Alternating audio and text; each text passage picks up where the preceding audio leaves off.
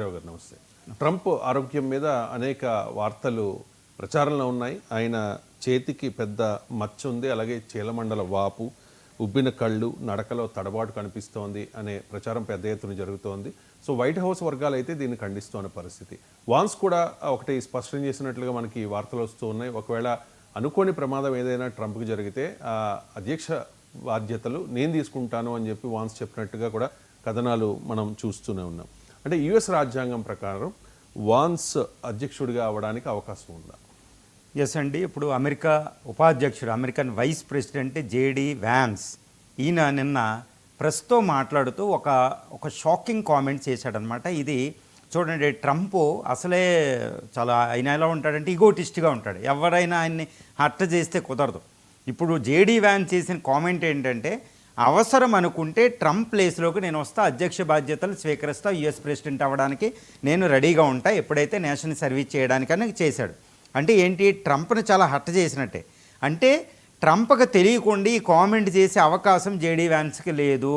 ఎందుకంటే ఇక్కడ ఎందుకు ట్రంప్ దీన్ని అంగీకరిస్తాడు? ఎందుకంటే ఉపాధ్యక్షుడు ఎప్పుడు కూడా అమెరికా రాజ్యాంగం ప్రకారం ఉపాధ్యక్షుడు అసలు అమెరికా అధ్యక్షుడు చెప్పినట్టు వినడమే. ఏ దేశానికి వెళ్ళమంటే ఏంటి, ఏం మాట్లాడమంటే అది మాట్లాడడమే. ఆయనకంటూ సర్వాధికారాలు ఏమి ఉండవు ఉపాధ్యక్షుడికి. అధ్యక్షుడు ఏం చెప్తే అది చేయడమే. అలాంటి సందర్భంలో జేడీ వ్యాన్స్ ఈ విషయం చేశాడు అంటే ఇక్కడ ఒక్కటే మనకి సుస్పష్టంగా తెలుస్తుంది. అదేంటంటే ట్రంప్ ఆరోగ్యం బాగోలేదు అనేది మనకు అర్థమైపోతుంది. ఇప్పుడు ఆయనకే వయసు చూస్తే 70 సంవత్సరాలు పైబడి ఉన్నాయండి. చాలా పెద్ద వృద్ధుడని చెప్పాలి ట్రంప్. కాకపోతే పైకి అలా యాక్టివ్గా కనిపిస్తారు. ఆయన రీసెంట్గా దక్షిణ కొరియా అధ్యక్షుడు మింగ్ ఆయన వైట్ హౌస్లో ప్రసంగించేటప్పుడు ఆయన చేతికి కట్టు ఉంది. అదేవిధంగా ఆయన కాళ్ళు వాపు వచ్చేస్తున్నాయి. ఇప్పుడు సాక్స్ నుంచి మనం చూస్తే ఈ ఫోటోలో ఆయన కాళ్ళంతా వాపు వచ్చేసిందనమాట. అంటే ఈయన పూర్తిగా ఆయన చాలా విపత్కర పరిస్థితులు, ఆరోగ్య పరిస్థితి చాలా వికటించిందని తెలుస్తుంది.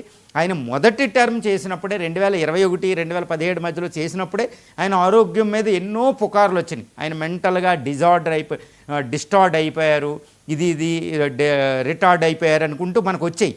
ఇప్పుడు ఈయన సెకండ్ టర్మ్లో ఈయన ఆరోగ్యం బాగోలేదని మనకు పూర్తిగా తెలిసిపోతుంది. తర్వాత వైట్ హౌస్ కూడా దీనికి వివరణ ఇచ్చింది. ఎక్కువ షేక్ హ్యాండ్లు ఇవ్వడం వల్ల ఈయన వెరికోసిస్, నరాల వ్యాధితో బాధపడుతున్నారు అంతే అని చెప్పింది. కానీ ఆయనకి వ్యాధి అంటూ ఉన్నదాన్ని అంగీకరించడం జరిగింది. ఇప్పుడు వయసు పైబడడం, అది యుఎస్ ప్రెసిడెంట్ అంటే that is the super power post of the earth అండి. భూమి మీద అతి శక్తివంతమైన పోస్ట్ అనమాట.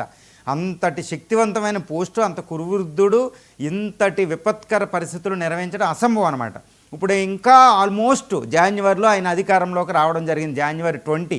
ఇంకా 1 year కూడా కంప్లీట్ కాలేదు, కేవలం 7-8 నెలలు అయింది. ఈ 7-8 నెలలు అంటే ఇంకా 3 సంవత్సరాల 3 నెలల పాటు ఆయన అధ్యక్ష బాధ్యతలు నిర్వహించడం అంటే హెల్త్ కండిషన్ లేదు.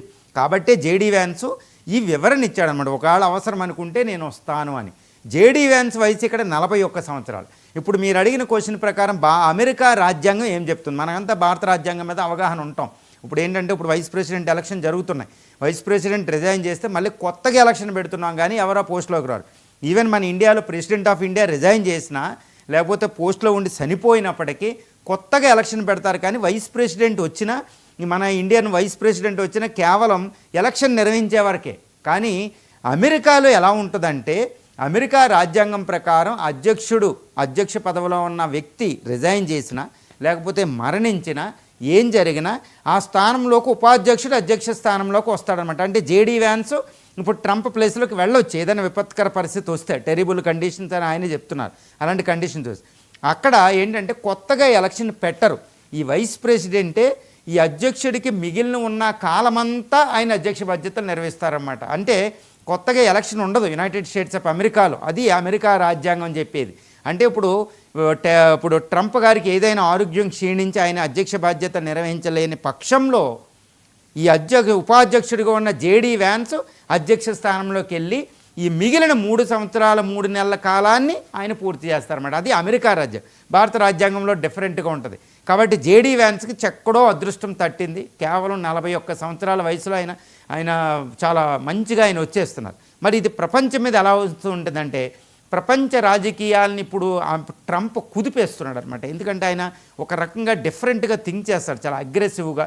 థింక్ చేయడం వల్ల ఒక ఒక ఇగోటిస్ట్గా ఉండడం వల్ల ఇప్పుడు ఇండియా మీద ఆంక్షలని, ప్రపంచం మీద ఆంక్షలని, ఇప్పుడు యుద్ధాల మీద ఒకటి వెనిజులా మీద యుద్ధానికి వెళ్ళడం, ఒకసారి యుద్ధాన్ని ఆపుతానంటాడు, ఒకసారి B2 బాంబర్స్ అంటారు. విపత్కర పరిస్థితి. అంటే ప్రపంచ రాజకీయ జియో పొలిటికల్ సిచ్యువేషన్ని, ల్యాండ్స్కేప్ని చేంజ్ చేస్తున్నాడు ఒక్క వ్యక్తి.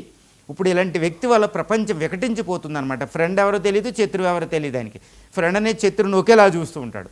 సో ప్రపంచ రాజకీయాల కుదుపు ఇప్పుడు ఈయన అధ్యక్ష స్థానంలోకి వెళ్ళి JD వ్యాన్స్ వస్తే మాత్రం చాలా మంచిదని ప్రపంచం అంతా ఫీల్ అవుద్దండి, ఫీల్ అవుతుంది కూడా. ముఖ్యంగా JD వ్యాన్స్ భార్య ఉషా వ్యాన్స్ ఇండియన్, అది దట్టు వెస్ట్ గోదావరి ఏలూరు పట్టణం నుంచి వెళ్ళిన ఆవిడ. వాళ్ళు ఇద్దరు భారతదేశం వచ్చినప్పుడు పిల్లలతో వాళ్ళు హిందూ భారత సాంప్రదాయాన్ని ఎంత అద్భుతంగా గౌరవించారో మనం చూడవచ్చు. JD వ్యాన్స్ మీద ఇండియన్ ప్రభావం చాలా ఎక్కువ ఉంటుంది.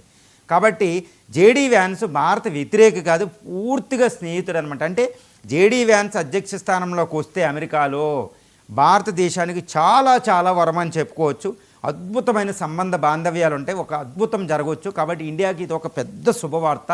ఈ ట్రంప్ అనే ఒక పెద్ద జాడ్యం పోతే JD వ్యాన్స్ వస్తే అది ఇండియాకి ట్రేడ్ పరంగా, దౌత్యపరంగా చాలా చాలా విపత్కర పరిస్థితి. ఎందుకంటే నెక్స్ట్ 2 డికేడ్స్ ఇండియా గ్రోత్ అనే దానికి అమెరికా ఆసరా అనేది చాలా అవసరం కాబట్టి. ఇక 3.5 ఏళ్లకు